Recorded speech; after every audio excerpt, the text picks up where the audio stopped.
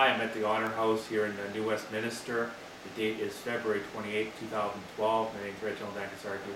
I'm here with one of the founding members of Honour House, John Appleby. John, the first question I have to ask you, you're telling the story of how Honour House came into the conception, it came into being way back in 2006. Can you talk a little bit about 2006 and then take us up to 2008? What really got Honour House, the foundation started to really accelerate into coming into being?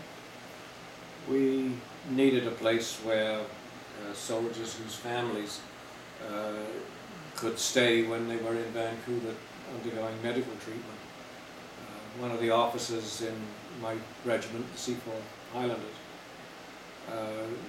was seriously injured in Afghanistan, and during a period of a long recovery process, he was moved around from place to place, and his parents would come to see him, and his wife and his child would be with him, but there was no place for them. It's very difficult to go live in hotels, especially when you're under a lot of stress and you have to be in a place for a long time. So that basically gave us the idea that we needed this place, and we looked at a number of locations, and for a variety of reasons none of them worked. And it wasn't really until 2010 that we found this place, managed to buy it in a month. We didn't have very much money, but fortunately there's a lot of very generous people in Vancouver, and we got some good financing, and we were able to have this thing constructed. We have 10 rooms here. We have lounges like this where occupational stress support groups can meet, and we can use the place to continue to raise the funds to keep it going. And you did 30 years in the Canadian military.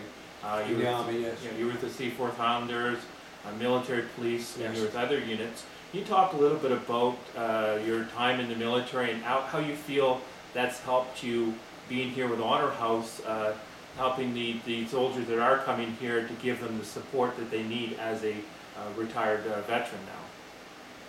Well, I was very lucky because for over 30 years I had a uniform on, and I didn't have to go to war. It didn't happen that way for my father, and it didn't happen that way for my grandfather, nor my great-grandfather, nor my great-great-grandfather, and well beyond. And more importantly, it hasn't happened that way for my nephew, and it hasn't happened that way for my son. So I'm very, very grateful that I didn't have to go to war.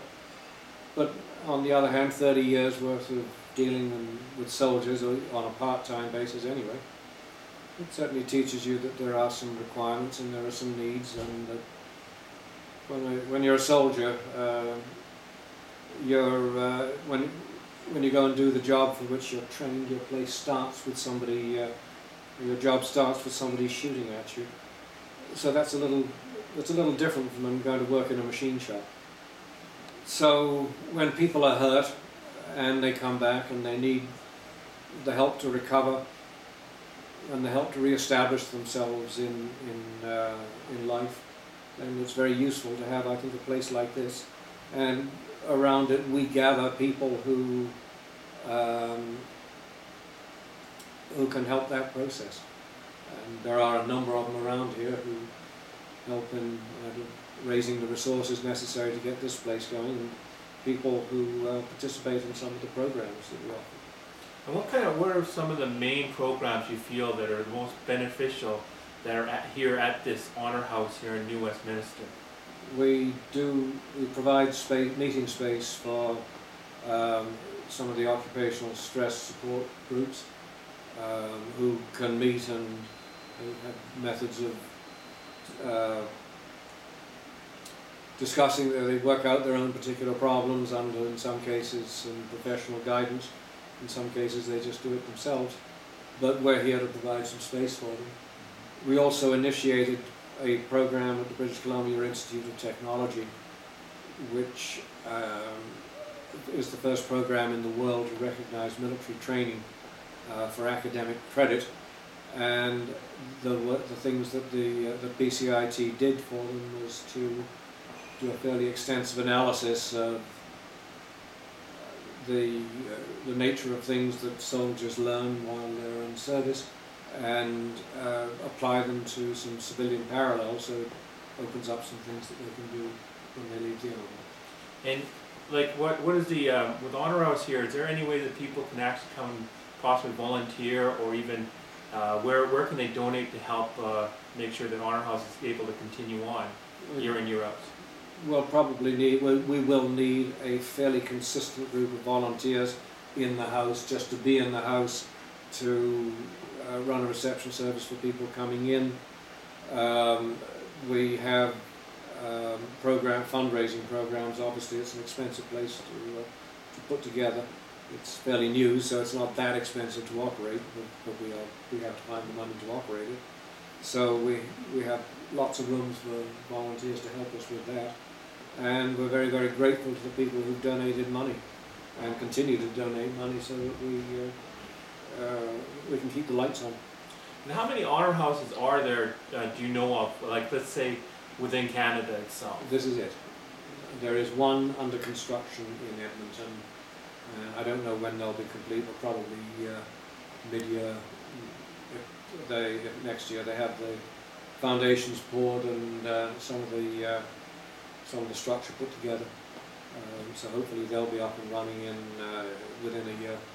And your website, so people can go get information on the programs you're offering that we didn't talk about today. It's honourhouse.ca. And also the most important thing is, one thing I hope happens in the near future is, more Honour Houses are established, let's say in Ontario, Quebec, and other provinces, because it's, with Canadian military, we're also, this is first responders here too that are injured. They're being injured all over Canada, and we need it all over Canada. That's what I feel. So. Well, it would be very nice to have that. The need will continue to grow, I'm certain. Yeah. And the world seems to have returned to normal, which is not a particularly nice normal. But the reality of it is that we need to look after our own folks, and that's what we're doing here. And there any closing message you want to leave with people? I think to be continually appreciative of the contributions that our soldiers and our sailors and our air people make to the country. We take a lot of things for granted, and if you travel a bit, as I've done, a lot of people don't have it nearly so good as we are. And the fact that we do have a good life, and the fact that we enjoy it, is very much due to the people who have to go out now on a daily basis and make sure that it stays that way. Well, thank you so much for your time. Okay, good for you.